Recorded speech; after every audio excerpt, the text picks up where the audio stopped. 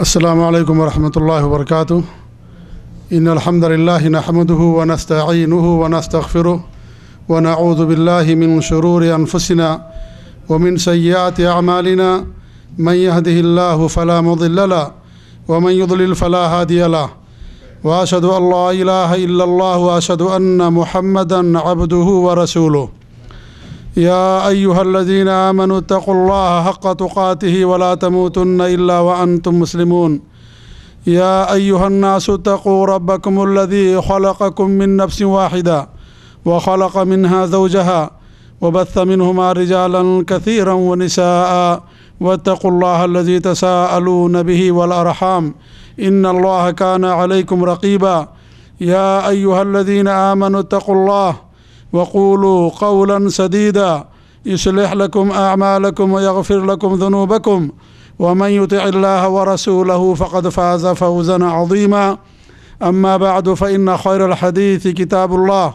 وخير الهدي هدي محمد صلى الله عليه وسلم وشر الأمور محدثاتها وكل محدثة بدعة وكل بدعة ضلالة وكل ضلالة في النار فأعوذ بالله السميع العليم من الشيطان الرجيم بسم الله الرحمن الرحيم وكذلك جعلنا لكل نبي عدوا شياطين الإنس والجن يوحي بعضهم إلى بعض القول غرورا وقال في موضع آخر يا أيها الذين آمنوا إن كثيرا من الأحبار والرهبان ليأكلون أموال الناس بالباطل ويصدون عن سبيل الله۔ ہر قسم کی حمد و ثنا اللہ رب العالمین کے لیے لائق و زیبا ہے، جو اکیلا اور تنہا اس پوری کائنات کا خالق و مالک ہے اور ہماری ساری عبادتوں کا مستحق اور سزاوار ہے۔ اللہ رب العالمین کی بے شمار حمد و ثنا کے بعد بے شمار درود و سلام نازل ہوں ذات مبارکہ اور مقدسہ پر، جس کا نام نامی اسم گرامی احمد مجتبیٰ محمد مصطفیٰ صلی اللہ علیہ وآلہ وسلم ہے، جو ساری کائنات کی طرف نبی رحمت بنا کر کے مبعوث فرمائے گئے۔ آج بروز سوموار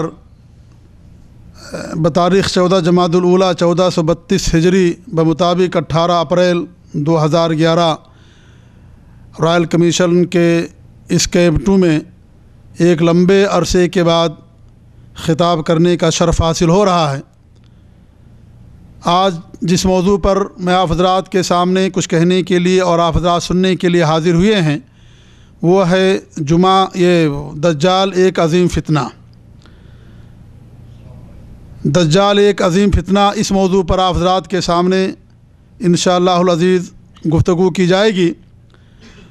اللہ رب العالمین سے دعا ہے کہ وہ ہمیں صحیح بات کہنے کی توفیق دے اور ہمیں اور پورے مسلمانوں کو دجال کے فتنے سے محفوظ رکھے، آمین یا رب العالمین۔ معزز سامعین، دینی ملی بھائیوں، بزرگوں اور دوستوں، یہ اللہ رب العالمین کی سنت ہے اور اس کا نظام ہے کہ اس نے متضاد چیزوں کو دنیا کے اندر پیدا کیا ہے۔ متضاد چیزوں سے چیزوں کی اہمیت واضح ہوتی ہے، اسی لیے اللہ رب العالمین نے جہاں ایمان پیدا کیا وہیں کفر بھی دنیا کے اندر موجود ہے، جہاں ظلمت و تاریکی ہے وہیں پر نور اور روشنی بھی دنیا کے اندر موجود ہے، جہاں اللہ رب العالمین نے فرشتوں کو پیدا کیا وہیں شیطانوں اور جناتوں کو بھی پیدا کیا، جہاں اللہ رب العالمین نے حق پیدا کیا وہیں باطل بھی دنیا کے اندر موجود ہے، اور ایک عظیم حکمت کے تحت اللہ رب العالمین نے ساری چیزیں پیدا کی ہیں۔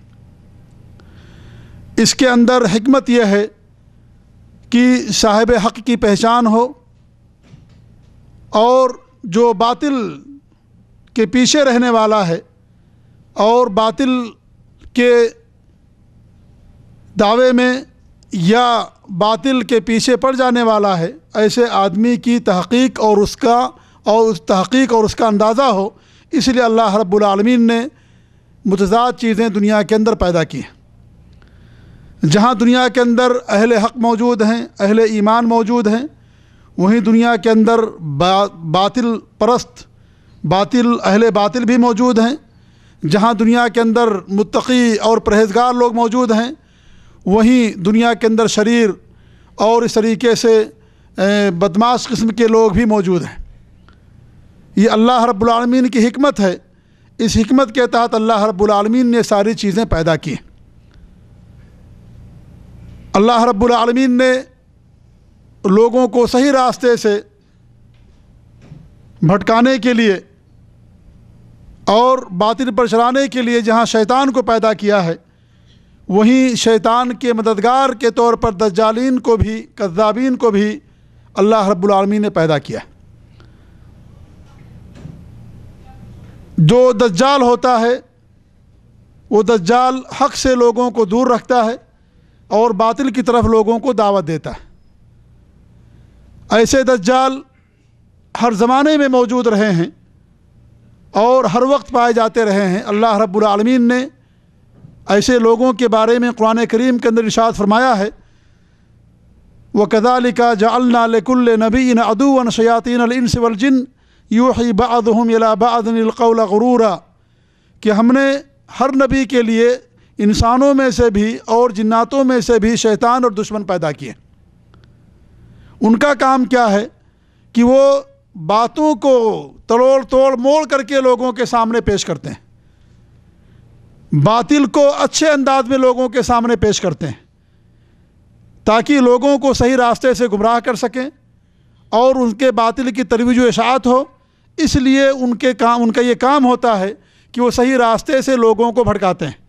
اس طریقے سے اللہ رب العالمین نے سورہ توبہ کے اندر ارشاد فرمایا کہ یا ایھا الذین آمنوا ان کثیرا من الاحبار والرہبان لیأکلون اموال الناس بالباطل ویصدون عن سبیل اللہ، اے ایمان والو، بہت سارے علماء اور بہت سارے عبادت گزار عابد لوگ لوگوں کا مال باطل طریقے سے کھاتے ہیں، ویصدون عن سبیل اللہ، اور لوگوں کو اللہ کی راہ سے روکتے ہیں۔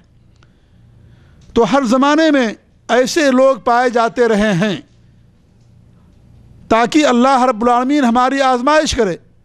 اسی لیے اللہ رب العالمین نے موت و حیات پیدا کیا، لیبلوکم ایکم احسن عملا، تاکہ اللہ رب العالمین ہماری آزمائش کرے کہ ہم میں کون زیادہ اچھے عمل والا ہے۔ تو یہ اگر دنیا کے اندر ابلیس نہ ہوتے، دجال نہ ہوتے، کذاب نہ ہوتے، اہل باطل نہ ہوتے، تو پھر اہل حق کی کوئی اہمیت نہیں باقی رہ جاتی۔ یہاں اللہ رب العالمین نے جہاں یہ ساری چیزیں پیدا کی، وہیں اللہ رب العالمین نے ہمیں عقل سے نوازا اور ہمارے دماغ میں ایسی چیز رکھی جس کے ذریعے سے ہم حق اور باطل کے اندر تمیز کر سکتے ہیں۔ اسی لیے اللہ رب العالمین نے ہماری آزمائش کے لیے دنیا کو قائم کیا اور اس طرح کی ساری چیزیں اللہ رب العالمین نے پیدا کی ہیں۔ لہذا ہماری یہ سب سے بڑی ضرورت ہے ہم لوگوں کی کہ جو صحیح راستے سے لوگوں کو بھٹکانے والے ہیں، جو کذاب اور دجال ہیں، ایسے لوگوں کی معرفت حاصل کرنا ہمارے لیے انتہائی ضروری ہے۔ اگر انسان شر نہیں معلوم کرے گا، انسان کو اگر برائی کا علم نہیں ہوگا تو وہ برائی سے نہیں بچ سکتا۔ اسی لیے قرآن کریم کے اندر، دین اسلام کے اندر، احادیث کے اندر لوگوں کو شر کی تعین کی گئی ہے، لوگوں کو شر کی طرف شر بتایا گیا ہے اور لوگوں کو اس شر سے دور رہنے کی تلقین کی گئی ہے۔ حدیث کے اندر آتا حذیفہ بن الیمان رضی اللہ تعالیٰ عنہ، جو اللہ کے رسول صلی اللہ علیہ وسلم کے ہمراز ہیں، صاحب سر کہا جاتا ہے، اور آپ کے رازوں سے سب سے زیادہ واقف حذیفہ بن الیمان رضی اللہ تعالیٰ عنہ تھے۔ وہ فرماتے ہیں کہ لوگ اللہ کے رسول صلی اللہ علیہ وسلم سے خیر اور نیکی اور بھلائی کے بارے میں پوچھتے تھے، میں آپ سے شر کے بارے میں پوچھتا تھا۔ کیوں پوچھتا تھا؟ مجھے یہ خوف تھا کہ کہیں شر میں پڑ نہ جاؤں، اس لیے شر سے بچنے کے لیے، برائی سے بچنے کے لیے میں ہمیشہ اللہ کے رسول صلی اللہ علیہ وسلم سے شر کے بارے میں پوچھتا تھا۔ تو میں نے اللہ کے رسول صلی اللہ علیہ وسلم سے سوال کیا، کہا کہ اللہ کے رسول صلی اللہ علیہ وسلم، ہم جاہلیت میں تھے، اللہ رب العالمین نے دین اسلام لایا دنیا میں اور ہم کو ایمان کی توفیق دی، تو کیا اس خیر کے بعد کوئی شر ہے؟ تو آپ نے فرمایا کہ ہاں، اس کے بعد شر ہے، برائی ہے۔ پھر میں نے پوچھا کیا اس شر کے بعد کوئی خیر ہے، نیکی بھلائی ہے؟ تو آپ نے کہا کہ اس کے بعد خیر ہے، لیکن اس کے ساتھ ساتھ دھواں بھی ہوگا، اور دھواں کا مطلب یہ ہے کہ اس کے اندر تاریکی بھی ہوگی، برائی بھی ہوگی، صرف خیر ہی خیر نہیں رہے گا، بلکہ اس خیر کے اندر برائی کی بھی آمیزش ہوگی، اس خیر کے اندر برائی کی بھی آمیزش ہوگی۔ تو حضرت حذیفہ کہتے ہیں کہ میں نے اللہ کے رسول صلی اللہ علیہ وسلم سے سوال کیا کہ یہ دھواں کیا ہے؟ تو آپ نے فرمایا کہ ایسے لوگ پیدا ہوں گے جو میری سنت پر نہیں چلیں گے، ظاہری طور پر اسلام کا دعویٰ کریں گے، اور ان کی کچھ باتیں بھلی ہوں گی، کچھ باتیں شر ہوں گی، کچھ باتیں خیر ہوں گی، کچھ باتیں شر ہوں گی، کیونکہ دنیا کے اندر کبھی بھی شر اور برائی خیر کی بیساکھی کے بغیر نہیں چل سکتی ہے۔ اس لیے اپنے شر کو دنیا میں اشاعت اس کو قائم کرنے کے لیے یا اس کو شائع کرنے کے لیے خیر کا وہ سہارا لیں گے۔ تو آپ فرماتے ہیں کہ ان کی کچھ باتیں اچھی بھی ہوں گی اور کچھ باتیں شر بھی ہوں گی۔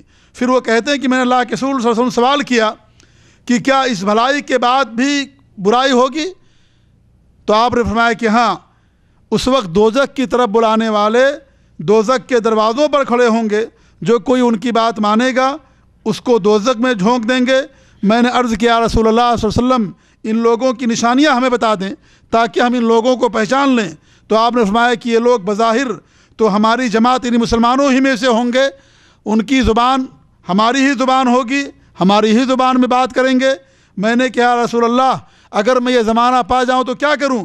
تو آپ نے فرمایا کہ تم مسلمانوں کی جماعت اور ان کے امام کے ساتھ رہو۔ پھر وہ کہتے ہیں کہ میں نے یہ کہا کہ اگر اس وقت کوئی جماعت نہ ہو تو آپ نے فرمایا کہ اس وقت تم تمام گروہوں سے الگ رہو، دور دراز جنگل میں چلے جاؤ، اگر وہاں تمہیں کچھ نہ کھانے کو ملے تو بھی وہاں تم لکڑیاں چبا چبا کر کے اپنی زندگی گزارو، یہاں تک کہ موت تم کو آ کر کے تمہیں موت لاحق ہو جائے، اور یہ تمہارے حق میں فتنہ و فساد پڑھنے سے زیادہ بہتر ہے۔ یہ صحیح بخاری اور صحیح مسلم کی روایت ہے۔ اس حدیث سے معلوم یہ ہوا کہ ایسے لوگ رہیں گے جو لوگوں کو باطل کی طرف بلائیں گے، ان کی زبان ہماری زبان ہوگی، دین اسلام کا نام لیں گے، مسلمانوں میں سے ہوں گے، لیکن وہ کیا کریں گے؟ لوگوں کو دوزخ اور جہنم کی طرف بلائیں گے۔ لہذا ایسے لوگوں کی معرفت حاصل کرنا، ایسے لوگوں کے بارے میں جاننا یہ انتہائی ضروری ہے تاکہ ہم تمیز کر سکیں کہ کون آدمی سچا ہے، کون آدمی جھوٹا ہے، کون آدمی صحیح بات کی تعلیم دیتا ہے اور کون آدمی اپنے صحیح باتوں میں غلط باتیں بھی شامل کر لیتا ہے اور خیر کے ساتھ ساتھ برائیوں کی بھی تعلیم دیتا ہے۔ لہٰذا ان ساری چیزوں کی معرفت انسان کے لیے ضروری ہے۔ حدیث کے اندر آتا فرماتے ہیں کہ ہماری امت کے اندر جب تک اس وقت قیامت نہیں قائم ہوگی جب تک کہ ہماری امت کے اندر 30 کے قریب دجال اور کذاب نہ پیدا ہو جائیں، اور یہ لوگ یہ کہیں گے کہ میں نبی ہوں، جب کہ آپ فرماتے ہیں کہ میں آخری نبی ہوں، ہمارے بعد دنیا کے اندر کوئی نبی نہیں آئے گا۔ تو دجال اور کذابین کی جماعت ہمیشہ سے موجود رہی ہے۔ یہ دجال کا کام کیا ہوگا؟ وہ جھوٹی باتیں اللہ کے رسول صلی اللہ علیہ وسلم کی طرف منسوب کریں گے اور ایسی باتیں کہیں گے جو نہ قرآن کے اندر ہوگا نہ حدیث کے اندر ہوگی، اور قرآن کریم کو، دین اسلام کو دنیا کی معمولی متاع اور دنیا کی معمولی چیزوں کے عوض وہ بیچ دیں گے۔ جیسا کہ بنو اسرائیل کے بارے میں، اہل کتاب کے بارے میں اللہ نے فرمایا ہے کہ وہ لوگ پیسے لے کر کے فتوے دیا کرتے تھے، اور اس طریقے سے جب کوئی امیر آتا تو مسئلے کو چینج کر دیا کرتے تھے، جب کوئی غریب آتا تو اس کے لیے اس پر حکم کو نافذ کرتے تھے اور حدود نافذ کیا جاتا تھا، اور اس طریقے سے مسئلے اور فتوے بدل دیا کرتے تھے، اور کتابیں اپنے ہاتھوں سے لکھا کرتے تھے اور کہتے تھے کہ ھذا من عند اللہ، یہ اللہ رب العالمین کی طرف سے۔ تو اس طریقے سے میرے عزیز ساتھیوں دنیا کے اندر لوگ موجود رہیں گے۔ ایک حدیث میں آپ فرماتے ہیں، اللہ کے رسول صلی اللہ علیہ وسلم کی حدیث ہے کہ صحیح مسلم کے اندر یہ حدیث ابو ہریرہ رضی اللہ تعالیٰ عنہ سے مروی فرماتے ہیں کہ اللہ کے رسول صلی اللہ علیہ وسلم نے فرمایا کہ آخری زمانے میں دجال اور کذاب پیدا ہو جائیں گے، وہ تمہارے پاس ایسی حدیثیں لے کر کے آئیں گے جو نہ تم نے سنی ہوگی نہ تمہارے آبا و اجداد نے سنی ہوگی۔ ایسے لوگوں سے خبردار رہنا تاکہ وہ تمہیں گمراہ نہ کر سکیں اور نہ ہی تمہیں وہ فتنے میں مبتلا کر سکیں۔ جھوٹی حدیثیں اور جھوٹے واقعات آپ لوگوں کے سامنے بیان کریں گے اور کہیں گے کہ اللہ کے رسول صلی اللہ علیہ وسلم کی حدیث ہے۔ ایک آدمی جو قرآن و سنت کا علم نہیں رکھتا، وہ اس آدمی کو یہ تمیز نہیں ہے کہ یہ بات کہاں تک صحیح ہے، یہ حدیث ہے یا حدیث نہیں ہے، جھوٹ بول کر کے وہ اپنے دین کی نشر و اشاعت کریں گے، اپنے مذہب کی نشر و اشاعت کریں گے۔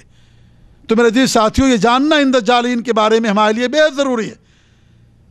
اس طریقے سے اللہ کے رسول صلی اللہ علیہ وسلم کی حدیث ہے کہ تم لوگوں کا ایک عام آدمی کے بارے میں جھوٹ بولنا یہ تو بہت بڑا سنگین جرم ہے جھوٹ بولنا، لیکن ہمارے اوپر جھوٹ بولنا یہ اس سے بڑا سنگین جرم ہوتا ہے۔ کیوں؟ اس لیے کہ اللہ کے رسول صلی اللہ علیہ وسلم کی طرف اگر ہم نے کوئی حدیث نسبت کر دی اور یہ کہہ دیا کہ اللہ کے رسول نے فرمایا ہے، جب کہ ہمارے نبی کا وہ فرمان نہیں ہے، تو گویا کہ ہم نے دین کے اندر، شریعت کے اندر کچھ چیز کا اضافہ کر دیا، کیونکہ آپ صلی اللہ علیہ وسلم کی حدیث یہ اسلام اور قانون کا درجہ رکھتی ہے، شریعت کا درجہ رکھتی ہے۔ لہٰذا ہمیں اس بارے میں انتہائی احتیاط سے کام لینا چاہیے اور انہی حدیثوں کی نسبت اللہ کے رسول کی طرف کرنی چاہیے جو حدیثیں اللہ کے رسول صلی اللہ علیہ وسلم ثابت ہیں، نہ یہ کہ ہم جھوٹی حدیثیں گڑھیں اور گڑھ کر کے اسے اللہ کے رسول صلی اللہ علیہ وسلم کی طرف پیش کریں۔ تو ان ساری چیزوں اور حدیثوں کا خلاصہ یہ ہے کہ دین اسلام کے اندر جہاں ایک دجال جو آخری زمانے میں آنے والا ہے، جو سب سے بڑا دجال ہے، اور جس دجال سے ہر نبی نے اپنی امت کو آگاہ اور خبردار کیا ہے، اس دجال کے علاوہ بھی امت مسلمہ کے اندر دجال پیدا ہوں گے، اور ان دجالوں کا کام کیا ہوگا؟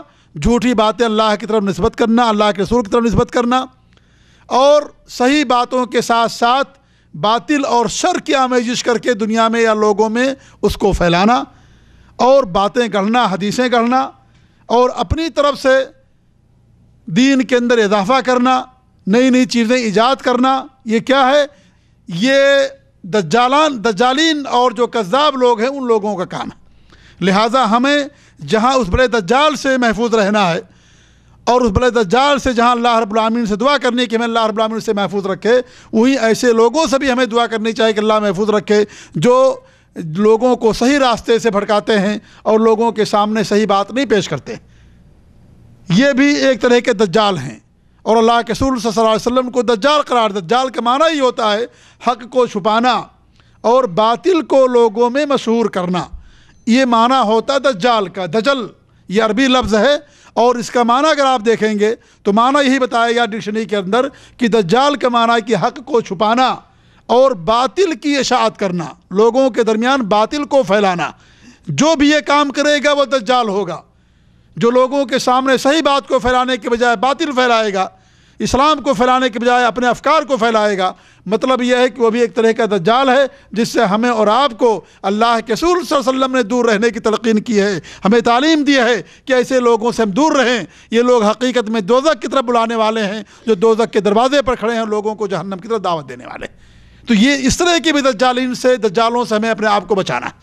اور جہاں تک اس دجال کی بات ہے جو قیامت کی نشانیوں میں سے ایک بڑی نشانی ہے، اور جو قیامت واقع ہونے سے پہلے جو آئے گا دجال، وہ بھی انسانوں میں سے ایک دجال ہوگا، اور وہ بہت بڑا فتنہ ہوگا وہ دجال، اور اتنا بڑا فتنہ ہوگا کہ اللہ کے رسول صلی اللہ علیہ وسلم کی حدیث ہے کہ دنیا کے جتنے بھی انبیاء کرام آئے، حضرت آدم سے لے کر کے آپ صلی اللہ علیہ وسلم تک، ہر نبی نے اپنی اپنی امت کو اس دجال سے آگاہ کیا، خبردار کیا، اور بتایا ہے، اس کی نشانیاں بیان کی ہیں، بتائی ہیں، اور لوگوں کو تعلیم دی ہے کہ اس دجال سے اپنے آپ کو محفوظ رکھیں، اس دجال سے اپنے آپ کو بچائیں، محفوظ رکھیں، صرف اس لیے کہ دجال ایک شر ہے، ایک برائی ہے، ایک فتنہ ہے۔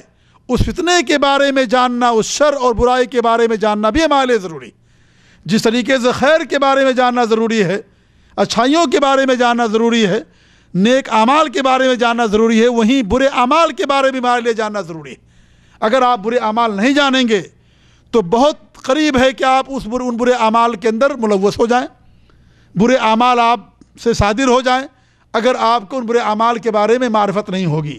تو جس طریقے سے آپ صلی اللہ علیہ وسلم نے نیکی کی تعلیم دی ہے، نیکیوں پر ابھارا ہے، وہیں بری عادتوں سے، برے کاموں سے، برے اعمال سے، شر سے اور غلط چیزوں سے، گناہوں سے، برائیوں سے دور رہنے کی بھی تلقین کی ہے، جس سے معلوم یہ ہوتا ہے کہ دونوں خیر اور شر دونوں کے بارے میں بھی جاننا ہر مسلمان کے لیے ضروری۔ اسی لیے آج کے اس درس میں اس خطاب میں دجال پر روشنی ڈالی جائے گی۔ دجال جو ایک شر ہے، ایک برائی ہے اور بہت بڑا فتنہ ہے، اس لیے اس کے بارے میں ہمارے لیے جاننا کیا ہے، یہ انتہائی ضروری ہے۔ اور یہ قیامت کی نشانیوں میں سے ایک نشانی ہے۔ حضرت حذیفہ بن اسید رضی اللہ عنہ فرماتے ہیں کہ ہم لوگ آپس میں محو گفتگو تھے کہ آپ صلی اللہ علیہ وسلم ہم اچانک ہمارے پاس آ پہنچے، تو آپ نے سوال کیا تم لوگ کس چیز کے بارے میں بات چیت کر رہے ہو؟ تو صحابہ کرام نے، حضرت اسید کہتے ہیں کہ ہم نے فرمایا کہ ہم قیامت کے بارے میں بات چیت کر رہے ہیں، قیامت کے بارے میں گفتگو کر رہے ہیں۔ تو آپ نے فرمایا کہ قیامت اس وقت تک نہیں آئے گی جب تک اس سے پہلے 10 نشانیاں نہ دیکھ لو، 10 نشانیاں نہ دیکھ لو، اس سے پہلے قیامت نہیں آئے گی۔ اور یہ 10 نشانیاں بڑی نشانیاں ہیں۔ جہاں تک چھوٹی نشانیوں کی بات ہے تو بہت ساری نشانیاں ہیں، یہ بڑی نشانیوں کی بات ہو رہی ہے کہ 10 بڑی نشانیاں جب تک ظاہر نہیں ہو جائیں گی اس وقت تک قیامت نہیں قائم ہوگی۔ پس آپ نے دھواں کا ذکر کیا، دجال کے بارے میں بتایا، چوپائے کے بارے میں بتایا، پھر سورج کا مغرب سے طلوع ہونا، اور 5ویں چیز عیسیٰ بن مریم السلام کا اترنا، اور 6ٹھی چیز یاجوج اور ماجوج کا نکلنا۔ پھر 3 چیزیں کیا ہوں گی؟ 3 خسوفات ہوں گے زمین میں دھسنا، ایک جزیرۃ العرب کے اندر، اور ایک مشرق میں، اور ایک مغرب میں۔ اور 10ویں نشانی جو آپ نے بتائی، آخری نشانی، کہ یمن سے ایک آگ نکلے گی جو لوگوں کی محشر کی طرف دوڑاتے ہوئے لے کر کے جائے گی۔ یہ صحیح مسلم کی روایت۔ تو اس حدیث کے اندر جو آپ کے سامنے پیش کی گئی، آپ نے بڑی نشانیوں میں سے دجال کو بھی ایک بڑی نشانی قرار دیا۔ اس طریقے سے ابو ہریرہ رضی اللہ عنہ سے روایت ہے کہ نبی کریم صلی اللہ علیہ وسلم کا ارشاد ہے کہ جب 3 نشانیاں ظاہر ہو جائیں گی تو جو پہلے ایمان نہیں لایا تھا یا حالت ایمان میں اس نے کوئی نیک کام نہیں کیا تو اس کا اب ایمان لانا کوئی فائدہ نہیں دے گا۔ ایک تو سورج کا مغرب سے طلوع ہونا، دوسرے دجال کا نکلنا، اور تیسرے چوپائے کا نکلنا۔ چوپائے ایک جانور ہے جسے اللہ رب العالمین قیامت قائم ہونے سے پہلے نکالے گا، اور وہ گفتگو کرے گا، بات چیت کرے گا وہ جانور۔ یہ قیامت کی نشانیوں میں سے بھی ایک نشانی ہے۔ تو آپ نے فرمایا کہ یہ 3 نشانیاں اگر ظاہر ہو جائیں گی تو اس وقت اگر کوئی آدمی ایمان نہیں لایا ہوگا یا نیک کام نہیں کیا ہوگا تو اس کا ایمان لانا فائدہ مند نہیں ہوگا، اگر ان نشانیوں کے ظاہر ہونے کے بعد کوئی ایمان لا کے آتا ہے۔ تو میرے عزیز ساتھیو، یہ دجال ہے جس کا خروج اس امت کے اندر قیامت سے پہلے ہوگا۔ اس پر ہر مسلمان کا ایمان لانا بے حد ضروری ہے۔ یہ آپ صلی اللہ علیہ وسلم نے اگرچہ قرآن کریم میں دجال کا ذکر نہیں ہے، لیکن اس کا مطلب یہ نہیں ہے کہ قرآن کریم میں جس چیز کا ذکر نہ ہو اس پر ایمان نہ لایا جائے۔ جس طریقے سے قرآن کریم وہی ہے، اسی طریقے سے اللہ کے رسول صلی اللہ علیہ وسلم کی حدیثیں بھی وہی ہیں۔ دونوں وہی ہے، دونوں کے اندر کوئی فرق نہیں سوائے اس کے کہ قرآن کی تلاوت کی جاتی ہے، حدیثوں کی تلاوت نہیں کی جاتی ہے، ورنہ دونوں کا سورس، دونوں کا مصدر ایک ہے۔ دونوں اللہ رب العالمین کی طرف سے ہیں۔ قرآن کے الفاظ اللہ کی طرف سے، معنی بھی اللہ کی طرف سے، حدیث کے الفاظ ہمارے نبی جناب محمد رسول اللہ صلی اللہ علیہ وسلم کی طرف سے، لیکن اس کے معانی اللہ رب العالمین کی طرف سے۔ وما ينطق عن الهوى ان هو الا وحی یوحی، کہ وہ اللہ کے رسول صلی اللہ علیہ وسلم کا معاملہ تو یہ ہے کہ آپ اپنی طرف سے کوئی بات نہیں کہتے جب تک کہ اللہ رب العالمین کی طرف سے وہی نہیں آتی ہے۔ آج ایسے لوگ موجود ہیں دنیا کے اندر اپنے مسلمانوں میں سے جو دجال کا انکار کرتے ہیں کہ دجال نہیں آئے گا۔ کیوں؟ کہتے ہیں قرآن کریم میں اس کا ذکر نہیں ہوا ہے۔ اگر اتنا بڑا فتنہ ہے یہ کہ ہر نبی نے اپنی امت کو اس سے آگاہ کیا ہے، تو اتنے بڑے فتنے کے بارے میں اللہ رب العالمین نے قرآن کریم کے اندر کیوں نہیں بیان کیا؟ چھوٹی چھوٹی باتیں بیان کی تو قرآن کریم میں اللہ رب العالمین نے کیوں نہیں بیان کیا؟ یہ ان کی سوچ ہے جو انتہائی غلط سوچ ہے۔ یہ اللہ کے رسول فرماتے ہیں کہ اللہ رب العالمین نے جو قرآن بھی دیا ہے، قرآن کے ساتھ ساتھ اس جیسی ہمیں دوسری چیز حدیث بھی دی ہے، ہمیں حدیث بھی دی ہے۔ لہٰذا قرآن صرف ہمارے لیے کافی نہیں ہے جب تک انسان حدیث پر بھی عمل نہ کرے۔ اگر صرف قرآن کافی ہوتا تو دنیا میں اللہ کے رسول صلی اللہ علیہ وسلم کو آنے کی ضرورت نہیں تھی۔ اللہ رب العالمین قرآن کو نازل کر دیتا، لوگ اس پر کہتے اس پر عمل کریے تمہارے نظام۔ لیکن آپ صلی اللہ علیہ وسلم نے قرآن کریم کی تفسیر کی ہے، عملی نمونہ دنیا کے سامنے پیش کیا ہے اور بتایا ہے۔ اس لیے قرآن حدیث کا محتاج ہے۔ کوئی انسان قرآن کو، دین اسلام کو حدیث کے بغیر نہیں سمجھ سکتا ہے، اور نہ ہی اسلام پر حدیث کے بغیر عمل کر سکتا ہے۔ لہٰذا اگرچہ اللہ رب العالمین نے بیان کیا، اللہ رب العالمین کی مشیت ہے کہ اللہ رب العالمین نے کچھ چیزیں بیان کی، کچھ چیزیں اپنے نبی کی ذمہ داری دے دی، اللہ کے رسول صلی اللہ علیہ وسلم کے بارے میں بیان کیا۔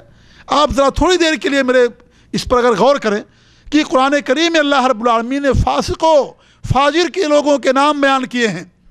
ابو لہب کا ذکر ہے، اور اس طریقے سے حامان کا، فرعون کا ذکر ہے، قارون کا ذکر ہے، جو اپنے زمانے کے بڑے بڑے ظالم اور جابر سرکش بادشاہ تھے، اپنے آپ کو ان میں سے کچھ رب اور خدا بھی کہا کرتے تھے۔ ایسے لوگوں کا اللہ رب العالمین نے ذکر کیا، لیکن اس کائنات میں نبیوں کے بعد سب سے افضل ہستی جناب ابوبکر صدیق رضی اللہ تعالیٰ عنہ، ان کا کوئی نام نہیں آتا۔ تمام صحابہ کرام میں صرف ایک صحابی کو چھوڑ کر کے کسی بھی صحابی کا نام قرآن کریم کے اندر موجود نہیں۔ اس کا مطلب کیا ہوا کہ کیا قرآن کریم کے اندر نہ آنے کی وجہ سے ہم صحابہ کرام کا انکار کر دیں گے؟ ان کو نہیں مانیں گے کہ اللہ کے رسول کے ساتھی تھے یہ؟ اللہ کے رسول کے جانثار صحابہ تھے؟ نہیں میرے عزیز ساتھیوں، یہ تو اللہ رب العالمین کی مشیت، اس کی حکمت ہے۔ جو چیزیں اس نے چاہے قرآن کے اندر بیان کی ہیں، اور کچھ چیزیں اپنے نبی کے حوالے کر دیں، نبی کی ذمہ داری دے دی کہ وہ نبی اپنی طرف سے بیان کرے۔ اس لیے دونوں اللہ رب العالمین کی طرف سے ہے، ما ينطق عن الهوى ان هو الا وحی یوحی، ہر چیز آپ کے زبان مبارک سے، لب مبارک سے اسی وقت حرکت ہوتی ہے جب اللہ رب العالمین کی طرف سے حکم ہوتا ہے۔ لہٰذا جہاں قرآن کا معنی ضروری ہے وہیں حدیث کا معنی بھی ضروری ہے۔ اس سے کوئی فرق نہیں پڑتا کہ قرآن کریم میں دجال کا ذکر نہیں، کوئی فرق نہیں پڑتا، ذکر ہوتا تو بھی نہیں ہوتا تو بھی جناب محمد رسول اللہ صلی اللہ علیہ وسلم بیان کر دیا ہے۔ ایک دو حدیثیں نہیں ہیں، بہت ساری حدیثیں ہیں جن میں ہمارے نبی نے بتا دیا دجال کے بارے میں۔ لہذا اس کے اوپر ایمان لانا ہر مسلمان کے لیے ضروری ہے کہ دجال آئے گا اور ایک آزمائش ہوگی، اس کے ذریعے سے پہچان کی جائے گی کہ کون اس پر ایمان لاتا ہے، کون اللہ رب العالمین پر ایمان لاتا ہے۔ دجال یہ کون ہوگا؟ انسانوں میں سے ہوگا، یہ انسانوں میں سے ہوگا، اور اس کا خروج ہماری آزمائش کے لیے ہوگا۔ اللہ رب العالمین اس کو آزمانے کے لیے کہ کون حق پر قائم رہتا ہے، کون رب پر ایمان لاتا ہے، کون اس پر ایمان لاتا ہے، اس آزمائش کے لیے اللہ رب العالمین قیامت سے پہلے دجال کو دنیا کے اندر بھیجے گا۔ اللہ رب العالمین اسے اپنی طرف سے بہت ساری قوت عطا کر دے گا، بہت ساری قوت اس کے پاس ہوگی، بہت ساری چیزوں قدرت اس کے پاس ہوگی، لیکن یہ ساری قدرت اللہ رب العالمین کی طرف سے ہوگی، ورنہ وہ بہت مجبور ہوگا، لاچار ہوگا، بے بس ہوگا، اور اس کے پاس کسی بھی طرح کی کوئی طاقت نہیں ہوگی سوائے ان طاقتوں کے جو اللہ رب العالمین اس کے دیا ہوگا۔ صحیح بخاری کی حدیث ہے کہ آپ صلی اللہ علیہ وسلم فرماتے ہیں کہ ہر نبی نے اپنی امت کو اس سے دجال سے باخبر اور آگاہ کیا ہے اور اس سے بچنے کی تلقین کی ہے۔ پھر آپ فرماتے ہیں کہ میں اپنی امت کو کانے اور جھوٹے دجال سے تمہیں ڈراتا ہوں، آگاہ رہو دجال کانا ہوگا جبکہ تمہارا رب کانا نہیں ہے، دجال کی دونوں آنکھوں کے درمیان کافر یا کافارہ لکھا ہوگا۔ صحیح بخاری کی روایت۔ آپ فرماتے ہیں کہ اللہ رب العالمین نعوذ باللہ آور نہیں ہے، اللہ رب العالمین کے پاس آنکھیں ہیں، اور جبکہ یہ کانا ہوگا، داہنی آنکھ کا کانا ہوگا یہ، اور اس کی پیشانی کے اوپر کافارہ لکھا ہوگا۔ اتنا مجبور ہوگا اتنی ساری قدرت اور طاقت دینے کے باوجود کہ وہ اپنی پیشانی پر لکھے ہوئے کلمے کو نہیں مٹا سکے گا۔ اللہ رب العالمین ہر شخص کو طاقت دے دے گا، چاہے جاہل ہوگا یا عالم، کہ اس کی پیشانی پر لکھی ہوئی اس عبارت کو پڑھ لے گا۔ اس کی داہنی آنکھ کانی ہوگی، وہ اپنے آپ کو رب کہے گا، اس کے حکم سے بارش ہوگی، زمین سے پودے اگیں گے، جس کو چاہے گا مارے گا، جس کو چاہے گا زندہ کرے گا وہ، لیکن اپنی داہنی آنکھ کو ٹھیک نہیں کر سکے گا وہ۔ اگر اتنی بڑی طاقت ہے اس کے پاس، اتنی زیادہ قدرت اس کے پاس ہے، تو اپنی آنکھ کو بھی ٹھیک کرنا چاہیے اسے۔ انسان پہلے اپنے بارے میں دیکھتا ہے، اس کے پاس اگر کوئی عیب ہے، کوئی خامی ہے، کوئی کمی ہے، اس کو دور کرتا ہے، بعد میں دوسرے لوگوں کو دور کرتا ہے، لیکن اتنا مجبور لاچار ہوگا میرے ساتھیوں کہ اپنے داہنے آنکھ کو بھی ٹھیک نہیں کر پائے گا، اتنا مجبور ہوگا کہ مکے اور مدینے میں داخل نہیں ہو پائے گا، ہزار کوششوں کے باوجود مکے اور مدینے کے داخل نہیں ہو سکتا ہے۔ اس کے پاؤں ٹیڑھے ہوں گے، اپنے پاؤں کو بھی درست نہیں کر پائے گا، وہ ساری خامیاں اس کے اندر ہوں گی۔ اللہ رب العالمین ہر خامی سے، ہر نقص سے، ہر عیب سے پاک ہے، لہذا یہ رب نہیں ہو سکتا۔ آپ فرماتے ہیں کہ دجال آور ہے، داہنی آنکھ نہیں ہوگی اس کی، کانا ہوگا، اور تمہارا رب آور نہیں ہے، تمہارا رب یعنی آور نہیں، کانا نہیں ہے تمہارا رب، لہذا یہ نقص ہے یہ، اور اللہ رب العالمین کی ذات ہر چیز سے پاک ہے، اس دجال کو ہر عیب سے، ہر نقص سے پاک ہے۔ دجال کو مسیح بھی کہا جاتا ہے، اور مسیح کہنے کی وجہ صرف یہی ہے، یہ وجہ یہ بھی ہے کہ چونکہ اس کی ایک آنکھ کیا ہوگی، مسح ہوگی، مسح مانے یعنی موجود نہیں ہوگی، مسح مانے ہوتے پوچھنے کے، چونکہ اس کی آنکھ پوچھی ہوگی اور نہیں، اس کی آنکھ بند ہوگی، دائنی آنکھ نہیں ہوگی اس کی، اس لیے اس کو مسیح بھی کہا گیا۔ دوسرا مسیح کہنے کے کچھ یہ بھی بتائی جاتی ہے کہ پوری دنیا کے اندر وہ سیر کر لے گا اور پوری دنیا کے اندر جائے گا، لیکن مکہ اور مدینہ دو ایسے مبارک شہر ہیں جہاں پر وہ داخل نہیں ہو پائے گا۔ اس لیے مسیح کے معنی چلنے کی بھی ہوتے ہیں بہت زیادہ، جو زمین پر چلتا ہے اور اپنے پاؤں کو رگڑتا ہے یا اپنے پاؤں کو رکھتا ہے، ایسے آدمی کو بھی مسیح کہا جاتا ہے۔ لہذا اس کے مسیح کہنے کے کچھ یہ بھی ہے، حضرت عیسیٰ علیہ السلام کو بھی مسیح کہا گیا ہے، لیکن دوسرے معنی میں ان کو مسیح کہا گیا ہے۔ یہاں اس کو مسیح کہنے کی دو وجہ ہے، ایک تو ایک اس کی آنکھ داہنی جو ہوگی کانی ہوگی، दाहिनी आँख उसके पास नहीं होगी। और दूसरा कहने की वजह यह है, वजह उसको मसीह कि वो पूरी दुनिया के अंदर सैर करेगा, मक्का और मदीना छोड़ करके हर जगह हो जाएगा। दज्जाल का दावा क्या होगा? दज्जाल का दावा ये होगा कि मैं रब हूँ, तुम लोग मेरे ऊपर ईमान लाओ। जैसे इससे पहले फ़िरऔन ने रब होने का दावा किया, वो भी एक दज्जाल था, उसने रब होने का दावा किया, ना रब्बुकुमुल आला, मैं तुम्हारा रब हूँ। नमरूद ने कहा कि मैं मारता हूँ, मैं जिलाता हूँ, उसने भी दावा किया इस तरीके का। तो इसका भी दावा यही होगा कि मैं तुम लोगों का रब हूँ, और अपनी ताकत लोगों के सामने दिखाएगा। लोग हैरान और शजदर रह जाएंगे, मबहूत हो जाएंगे, और उसकी इस बेइंतहा ताकत और कुदरत देखने के बाद जो लोग कमज़ोर ईमान वाले होंगे वो उसकी बातों पर ईमान ले आएंगे और इस तरीके से उसको अपना रब तस्लीम कर लेंगे। दज्जाल की कुछ अलामतें हैं, उसकी कुछ पहचान है जो अहादीस के अंदर बयान की गई है। उन अलामतों को अगर आप जानेंगे तो उस दज्जाल को पहचानने में इंसान को बहुत आसानी होगी। सबसे बड़ी पहली अलामत तो यह है कि वो नौजवान होगा, कोई बूढ़ा शख्स नहीं होगा, ना बच्चा होगा, बल्कि वो नौजवान होगा। दूसरी उसकी यह है कि दाहिनी आँख का काना होगा, और उसकी आँख ना ज़्यादा उभरी हुई होगी ना ज़्यादा धसी होगी। तीसरी बात यह है कि बाईं आँख के अबरू के पास गोश्त का मामूली टुकड़ा उसके पास होगा, यहाँ अबरू के ऊपर गोश्त लटक रहा होगा। ये भी एक ऐब है, ये भी एक कमी है, एक खामी है जो उसके अंदर मौजूद होगी। चौथी है कि उसका चेहरे का रंग सुर्ख होगा और उसका जो कद है वो पस्त होगा। छठी जो अलामत है कि उसकी टांग टेढ़ी और फैली हुई होगी, टांग उसकी टेढ़ी इस तरीके से टेढ़ी होगी और फैली हुई उसकी टांग होगी। बाल उसके घुंघराले होंगे, उसकी पेशानी कुशादा होगी, गर्दन बहुत चौड़ी होगी। और 10वीं जो निशानी है कि उसकी पेशानी पर काफारा या काफिर लिखा होगा। ये उसकी अलामतें हैं, निशानियां हैं जो सही हदीस के अंदर बयान की गई हैं। और 11वीं निशानी ये है कि उसकी कोई औलाद नहीं होगी, उसकी कोई औलाद नहीं होगी। ये 11 निशानियां अहादीस के अंदर दज्जाल के बारे में बयान की गई हैं, और इसीलिए आपने खोल खोल करके बयान किए हैं ताकि हर इंसान जान ले कि दज्जाल और उसको पहचान ले और कोई इंसान उसके दावे के अंदर ना आए। इब्ने उमर रज़ी अल्लाह अन्हु से रिवायत है, वो कहते हैं कि अल्लाह के रसूल सल्लल्लाहु अलैहि वसल्लम ने फरमाया कि मैंने ख्वाब में देखा कि मैं बैतुल्लाह का तवाफ़ कर रहा हूँ। अचानक मैंने एक गंदमी रंग स्याह सीधे बाले वाले आदमी को देखा और उसके बालों से पानी टपक रहा था जैसे अभी वो गुस्ल करके आए हुए हों। मैंने पूछा ये कौन है? तो मुझसे फरमाया गया कि ईसा इब्ने मरियम है, या ईसा अलैहिस्सलाम है।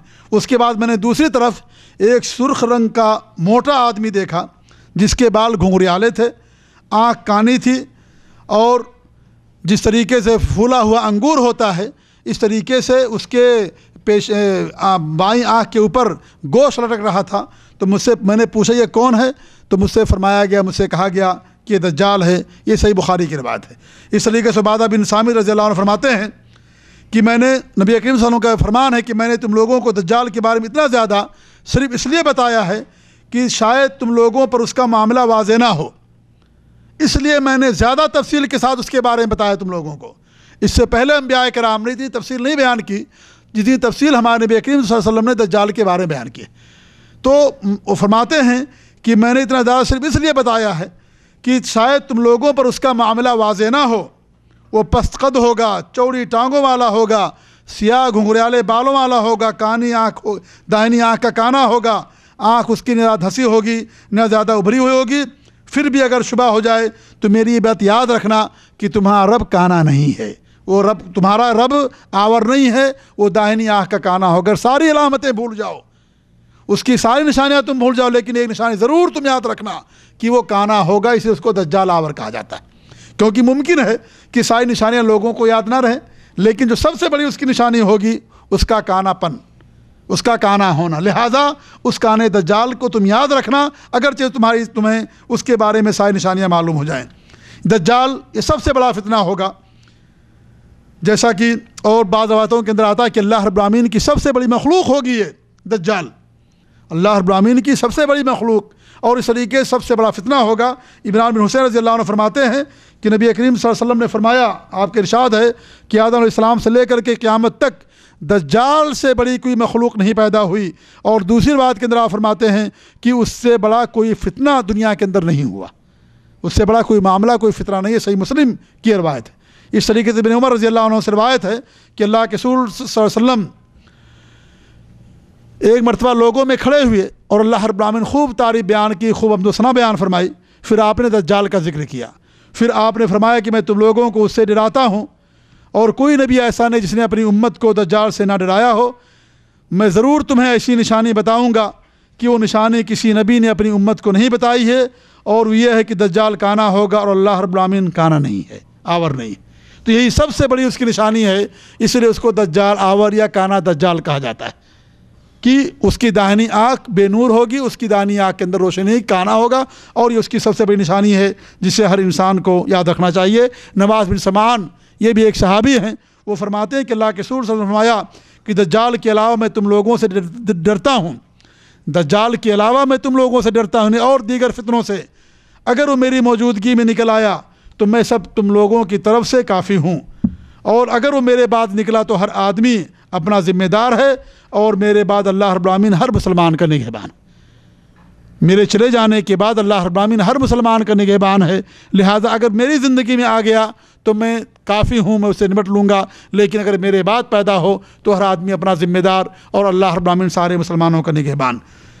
اس طریقے سے حدیث کے اندر آتا ہے کہ اس کا فتنہ اتنا تیز ہوگا کہ مکہ مدینہ کے علاوہ پوری دنیا کے اندر وہ گشت کر لے گا اور پوری دنیا کے اندر وہ جائے گا.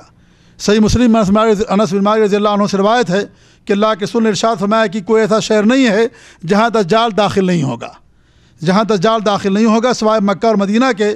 ان دونوں کے راستوں پر فرشتے سب بصف کھڑے ہوں گے اور اس کی حفاظت کرنے والے ہوں گے، یعنی مکہ اور مدینہ کی حفاظت کرنے والے ہوں گے. دجال مدینہ کی سنگلاخ زمین تک پہنچے گا تو 3 بار زلزلہ آئے گا، اور مدینہ کے تمام کافر منافق دجال کے پاس جا کر کے پناہ لیں گے. تمام کافر منافق جو مدینہ کے اندر ہوں گے اس زلزلے سے ڈر جائیں گے، اور جا کر کے اپنے دجال کے پاس جا کر کے وہ لوگ پناہ لے لیں گے. اور پھر مکہ اور مدینہ منافقوں سے اور کافروں سے منافقین سے پاک و صاف ہو جائے گا. اگر وہاں ایسا کوئی بھی آدمی ہوگا جس کے دل کے اندر نفاق ہوگا تو اللہ رب العالمین مکہ مدینہ کو پاک و صاف کر دے گا. اور آپ نے حدیث کے اندر فرمایا کہ یہ قیامت کی نشانیوں میں سے کہ آخری دنوں میں مکہ اور مدینہ کے اندر ایمان سمٹ کر کے چلا آئے گا. جس طریقے سانپ اپنے بل میں چلا آتا ہے، ایسی ساری دنیا سے اسلام کا وجود ختم ہو جائے گا. مکہ اور مدینہ کے اندر صرف مسلمان باقی رہ جائیں گے. اور پھر ایک زمانہ ایسا بھی آئے گا کہ پوری دنیا کے اندر کوئی بھی کافر نہیں رہے گا اور سارے کے سارے لوگ مسلمان ہو جائیں گے. اور یہ حضرت عیسیٰ بن مریم اور حضرت مہدی کے زمانے کی بات ہے یہ کہ اس زمانے کے اندر کوئی کافر نہیں ہوں گے. جتنے بھی ہوں گے ان سب لوگوں سے، خاص طور سے دجال کے خاتمے کے بعد، دجال کی موت اور ہلاکت کے بعد دنیا سے کفر اور شرک کا وجود ختم ہو جائے گا، اور دنیا کے صرف امن و امان ہوگا اور صرف اسلام کا بول بالا ہوگا، اور اس کے علاوہ کوئی دوسرا مذہب یا کوئی دوسرا دین دنیا کے اندر موجود نہیں ہوگا. دجال کا خروج خراسان شہر سے ہوگا، جیسا کہ اللہ کے رسول صلی اللہ علیہ وسلم نے فرمایا. ابو بکر رضی اللہ عنہ سے روایت ہے کہ اللہ کے رسول کا ارشاد ہے کہ دجال سرزمین مشرق اس شہر سے نکلے گا جسے خراسان کہا جاتا ہے. بہت ساری قومیں اس کے ساتھ ہوں گی، ان کے چہرے گول مٹول اور گوشت سے بھرے ہوئے ہوں گے. صحیح مسلم کی روایت. ظاہر بات ہے اس کے بھی متبعین ہوں گے، اس کے بھی ماننے والے ہوں گے. خاص طور سے اس کی طاقت اور قدرت کو دیکھنے کے بعد بہت سارے لوگ اس کے اوپر ایمان لے آئیں گے، اور جو اس کے اوپر ایمان لے کر کے آئیں گے وہ بھی اللہ کے رسول صلی اللہ علیہ وسلم نے بیان کر دیا ہے کہ اس کے ماننے والے زیادہ تر یہودی ہوں گے، غیر عرب ہوں گے، یعنی عرب کے علاوہ دوسری قوم کے لوگ ہوں گے، کافر منافق ہوں گے. اور یہ بھی کہا کہ اتراک، ترکیہ جس کو آپ کہتے ہیں، اتراک ہوں گے، اور عام قسم کے لوگ دیہاتی اور عورتیں ہوں گی جو زیادہ سے زیادہ اس کے اوپر ایمان لانے والے ہوں گے. انس بن مالک رضی اللہ عنہ سے روایت ہے کہ ایران کے شہر اصفہان کے 70,000 یہودی دجال کی پیروی کریں گے. وہ سیاہ چادریں اوڑھے ہوں گے. صحیح مسلم کی روایت. وہ صحیح مسلم کی روایت ہے کہ 70,000 یہودی اصفہان کے، یعنی ایران کا ایک شہر اصفہان ہے.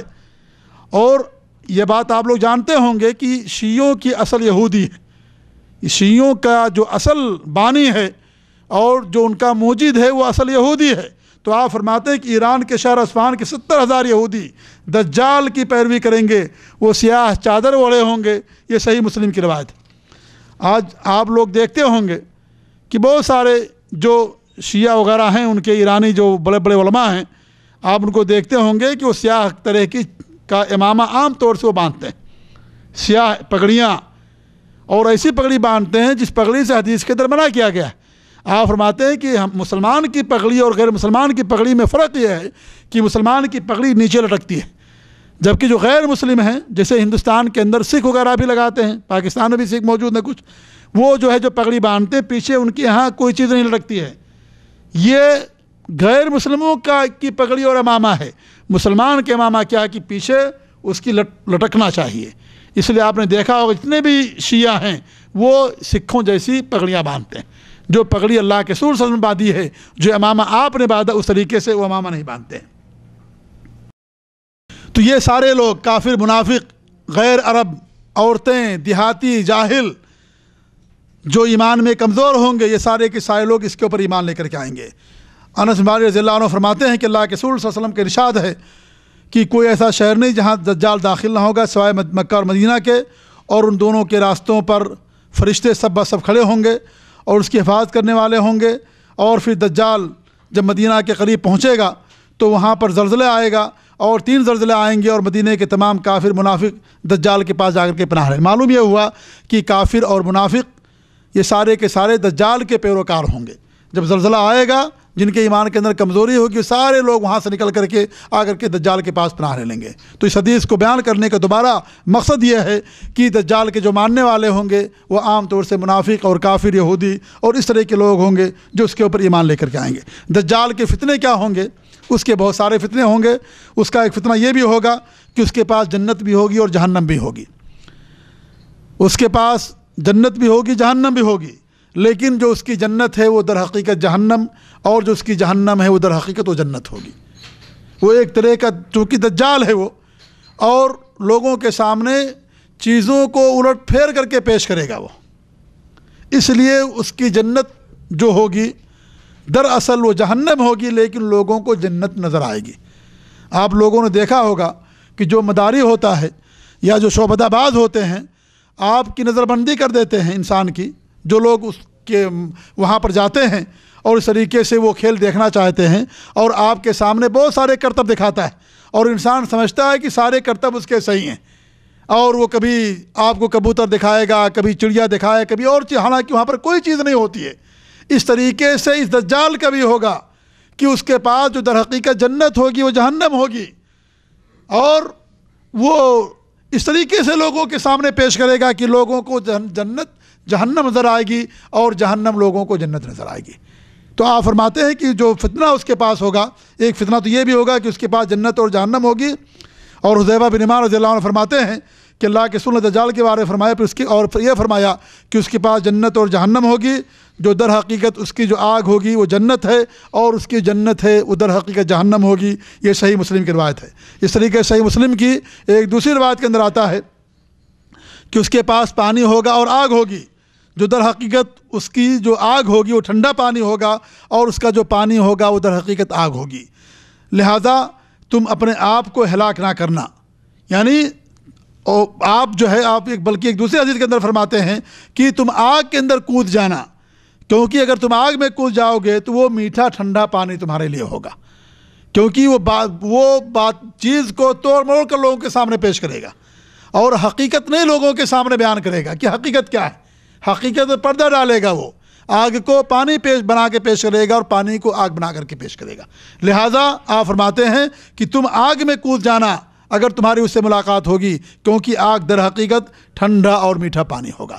تو ایک فتنہ تو اس کے پاس یہ ہوگا کہ اس کے پاس جنت ہوگی اور اس کے پاس جہنم بھی ہوگی، اس کے حکم سے آسمان موسلا دھار بارش کرے گا، اس کے حکم سے زمین سے اناج پیدا ہوگا، زمین اپنے خزانے اگل دے گی، جانور پہلے زیادہ دودھ دینا شروع کر دیں گے۔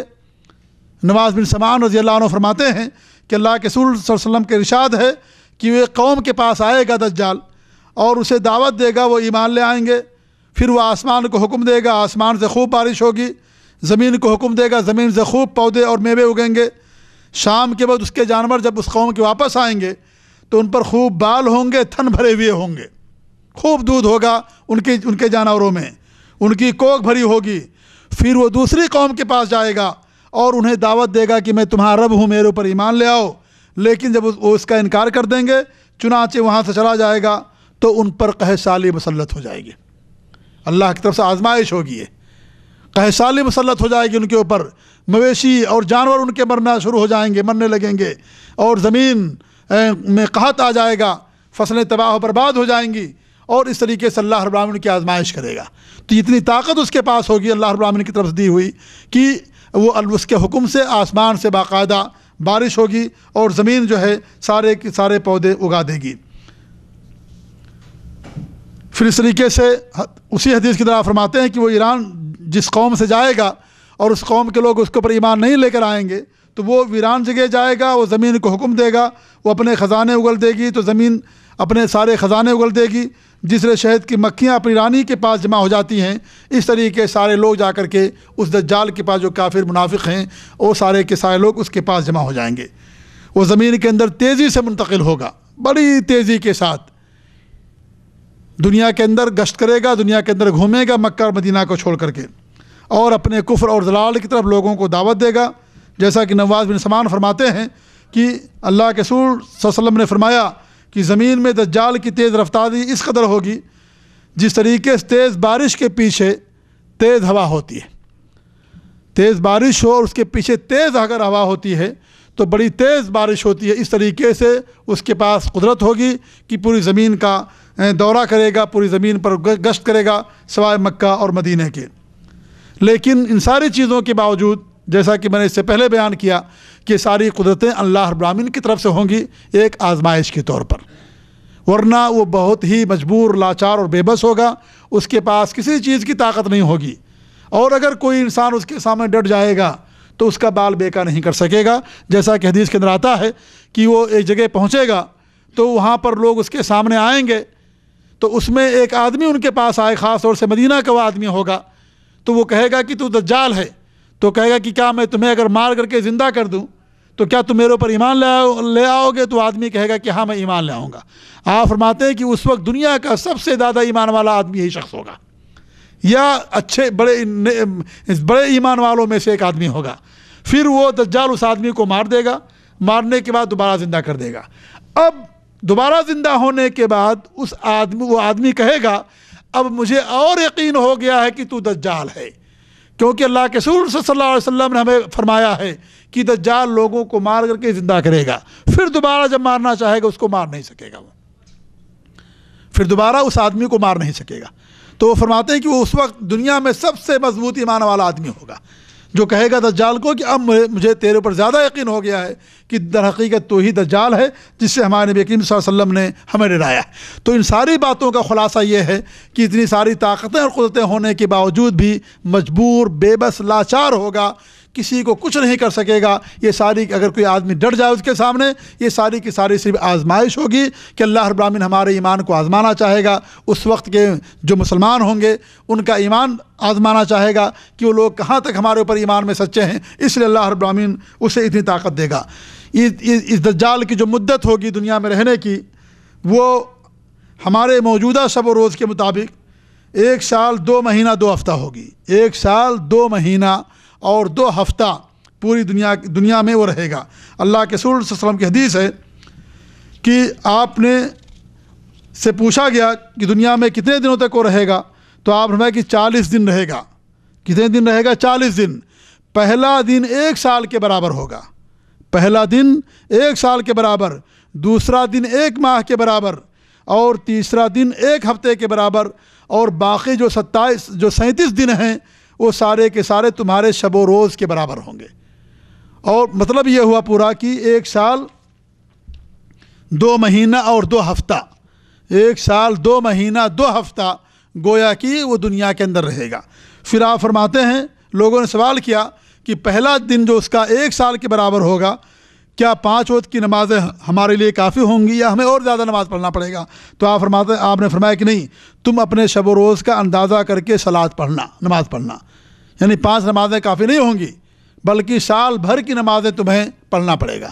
اندازے کے مطابق 24 گھنٹے گزر گئے، 5 نماز ہو جائے گی، پھر اگلے 24 گھنٹے کے اندر 5 نماز تمہیں پڑھنا پڑے گا، یعنی اتنی لمبا دن، اتنی لمبی راتیں ہو جائیں گی کہ پورے 1 سال کے برابر ہوں گی۔ لہٰذا 1 سال کے اندر تمہیں 1 سال کی نماز پڑھنی ہوگی اندازے کے مطابق۔ یہ دجال جس کے بارے میں آپ لوگوں کے سامنے اس کی تباہ کاری اور اس کی سنگینی کے بارے میں جو آپ یہ درس دیا جا رہا ہے، اس سے حفاظت کی بھی، اس فتنے سے بچنے کی بھی اللہ کے رسول صلی اللہ علیہ وسلم ہمیں تدبیر سکھائی ہے اور ہمیں بتایا ہے کہ ایک انسان اگر دجال سے بچنا چاہے تو کس طریقے سے بچ سکتا ہے۔ سب سے پہلی بات تو یہ ہے کہ اللہ دجال کے فتنے سے اللہ رب العالمین کی پناہ طلب کرنا چاہیے، خاص طور سے نمازوں کے اندر۔ اللہ کے رسول صلی اللہ علیہ وسلم ہر نماز کے اندر یہ دعا کیا کرتے تھے، اللہم انی اعوذ بک من عذاب القبر و اعوذ بک من فتنۃ المسیح الدجال و اعوذ بک من فتنۃ المحیا والممات، کہ اللہ رب العالمین میں عذاب قبر سے تیری پناہ چاہتا ہوں، مسیح دجال کے فتنے سے تیری پناہ چاہتا ہوں، اور موت اور زندگی کے فتنے سے تیری پناہ چاہتا ہوں۔ تو آپ ہر نماز کے اندر سلام پھیرنے سے پہلے اس دعا کو پڑھا کرتے تھے۔ لہٰذا ہر انسان کو چاہیے، ہر مسلمان کو، کہ اپنی نماز کے دوران اس دعا کو ضرور پڑھے تاکہ وہ دجال کے فتنے سے محفوظ رہے۔ دوسری چیز یہ ہے کہ سورہ کہف کی چند آیات کی تلاوت کرنا، اسے یاد کرنا، یہ بھی دجال سے محفوظ رہنے کا ایک ذریعہ اور ایک سبب ہے۔ آپ فرماتے ہیں، حضرت ابو درداء رضی اللہ عنہ کی حدیث صحیح مسلم کی روایت، کہ آپ صلی اللہ علیہ وسلم نے فرمایا کہ جس نے سورہ کہف کی شروع کی 10 آیتیں یاد کر لی وہ دجال کے فتنے سے محفوظ رہے گا۔ سورہ کہف جمعہ کے دن پڑھنا مسنون ہے، اور جمعہ ہی کے دن قیامت بھی قائم ہوگی، جیسا کہ آپ صلی اللہ علیہ وسلم نے فرمایا۔ اس لیے جو آدمی سورہ کہف کی شروع کی 10 آیتیں یاد کرے گا وہ دجال کے فتنے سے محفوظ رہے گا۔ یہ دوسری چیز ہو گئی۔ تیسری چیز یہ ہے کہ اگر کسی آدمی جس زمانے میں وہ آئے، اس زمانے کے لوگوں کو چاہیے کہ وہ دجال کے پاس نہ جائیں، کیونکہ ایک شر ہے، ایک فتنہ ہے، اور انسان اگر شر اور فتنے کے پاس جاتا ہے تو اس کے اندر ملوث ہو جاتا ہے۔ اس لیے اس سے دور رہنا کیا ہے، ضروری ہے۔ حضرت عمران بن حسین رضی اللہ عنہ فرماتے ہیں کہ اللہ کے رسول صلی اللہ علیہ وسلم نے فرمایا، جو دجال کے بارے میں سنے اسے چاہیے کہ اس سے دور رہے۔ اللہ کی قسم، آدمی اس کے پاس آئے گا اور اسے یقین ہوگا کہ وہ پکا مومن ہے، لیکن دجال اس کے دل میں شبہات ڈال دے گا جس سے اس کی پیروی کر لے گا۔ پکا مومن ہوگا، وہ سمجھے گا کہ میں مسلمان ہوں، میرا کچھ نہیں ہوگا، لیکن وہاں جانے کے بعد وہ کیا کرے گا، دجال ایسے شبہات پیدا کرے گا کہ اس پر ایمان لے آئے گا اور پھر وہ دار اسلام سے نکل جائے گا۔ لہٰذا تیسری جو تدبیر ہے وہ یہ ہے کہ دجال سے انسان دور رہے، اور اگر جس زمانے میں وہ آئے، اگر اس زمانے میں جو لوگ ہیں ان کو چاہیے کہ وہ اس کے پاس نہ جائیں بلکہ اس سے دور رہیں۔ چوتھی چیز یہ ہے کہ مکے اور مدینے میں جا کر کے پناہ لے لینا، یہ بھی اس سے بچنے کا ایک راستہ ہے، کیونکہ مکے اور مدینے کے اندر اس کا دخول نہیں ہوگا، وہاں داخل نہیں ہوگا۔ اس لیے انسان جو مکے مدینے کے اندر رہے گا وہ دجال کے فتنے سے محفوظ رہے گا۔ پانچویں چیز یہ ہے کہ اس کے شر اور فتنے سے بچنے کے لیے اس کی علامتوں کو جاننا، یہ بھی ضروری ہے، اور اس کی علامتیں بھی آپ لوگوں کے سامنے بیان کی گئی ہیں۔ کیوں بیان کی گئی؟ تاکہ آپ کو معلوم ہو کہ یہ فلاں شخص جو بھی ظاہر ہوا ہے وہ دجال ہے، اور اس کی علامتیں اور اس کی فتنوں سے ہم اس کو پتہ لگا لیں۔ جہاں تک اس کی ہلاکت کی بات ہے، یعنی اس کی موت کی بات ہے، تو حضرت عیسیٰ ابن مریم رضی اللہ تعالیٰ عنہ اس کو قتل کریں گے، اور ایسی جگہ اس کو قتل کیا جائے گا جو حدیث کے اندر آتا ہے کہ باب لد، اور باب لد یہ اسرائیل کا اس وقت جو ہے انٹرنیشنل ایئرپورٹ ہے، اس جگہ کو باب لد کہا جاتا ہے۔ آپ فرماتے ہیں کہ وہاں پر باب لد پر دجال کو حضرت عیسیٰ علیہ السلام قتل کریں گے، اور حدیث کے اندر آتا ہے کہ جب دجال حضرت عیسیٰ علیہ السلام پہلے آئیں گے، اور جب دجال کے بارے میں آپ کو خبر ہوگی کہ دجال نکل چکا ہے، تو حضرت عیسیٰ علیہ السلام جائیں گے، اور جب دجال دیکھے گا حضرت عیسیٰ علیہ السلام کو تو نمک کے طریقے سے پگھلنا شروع ہو جائے گا، جسے نمک پگھلتا ہے اسے پگھلنا شروع ہو جائے گا۔ پھر آپ فرماتے ہیں کہ حضرت عیسیٰ علیہ السلام نیزے سے اس پر وار کریں گے، اور اگر نیزے سے نہ مارتے تو بھی وہ مر جاتا نمک کے طریقے سے پگھل کر کے، کیونکہ حضرت عیسیٰ اللہ کے نبیوں میں سے ایک نبی ہیں، اور 5 جو العزم نبی ہیں ان میں سے ایک ہیں۔ اس کے سامنے شر اور یہ فتنہ نہیں بچ رہ سکتا ہے۔ جس طریقے سے حدیث کے اندر آتا ہے کہ حضرت عمر سے شیطان بھاگتا تھا، اس طریقے سے حضرت عیسیٰ علیہ السلام کو دیکھتے ہی وہ نمک کے طریقے سے پگھلنا شروع ہو جائے گا، اور اگر حضرت عیسیٰ علیہ السلام اس کو نیزے سے نہ مارتے تو بھی وہ مر جاتا، لیکن چونکہ اس کی موت آپ کے ہاتھ سے لکھی ہوگی، اس لیے حضرت عیسیٰ علیہ السلام اس کو نیزے سے ماریں گے، اور پھر اس نیزے کے اندر خون بھی لگے گا، اور اس طریقے سے اس کی ہلاکت سے، اور جو اس کی ہلاکت ہو جائے گی، اور پھر اس کے فتنے سے پوری دنیا کے لوگ محفوظ ہو جائیں گے۔ حضرت ابو ہریرہ رضی اللہ عنہ کی حدیث ہے کہ اللہ کے رسول صلی اللہ علیہ وسلم کے ارشاد ہے کہ عیسیٰ علیہ السلام نازل ہوں گے، اور جب اللہ کے دشمن دجال انہیں دیکھے گا تو جس طرح پانی میں نمک گھلتا ہے ایسے ہی گھلنا شروع ہو جائے گا۔ اگر عیسیٰ علیہ السلام اسے چھوڑ دے تب بھی گھل کر کے مر جاتا، لیکن اللہ رب العالمین عیسیٰ علیہ السلام کے ذریعے اسے قتل کرائے گا۔ عیسیٰ علیہ السلام پہ نیزے پر دجال کا لگا ہوا خون لوگوں کو دکھائیں گے کہ دیکھو دجال مر چکا ہے اور ہم نے اس کو قتل کر دیا ہے، اور صحیح مسلم کی روایت ہے۔ جب وہ مر جائے گا تو اس کے جو پیروکار ہیں، جو اس کے متبعین شکست کھا جائیں گے، مومنوں کی جماعت ان کا قتل عام کرنا شروع کر دے گی، یہاں تک کہ درخت اور پتھر تک مسلمانوں کو، یہودیوں کو قتل کرنے کی دعوت دیں گے، اور یہ آخری دنوں میں ہوگا۔ اور اس وقت پتھر بھی کہیں گے، درخت بھی کہیں گے کہ مسلمان اللہ کے بندے میرے پیچھے آ، میرے پیچھے ایک یہودی ہے اسے قتل کر دو، البتہ مدار کا ایک درخت ہے انہیں پناہ دے گا کیونکہ یہودیوں کا درخت ہے۔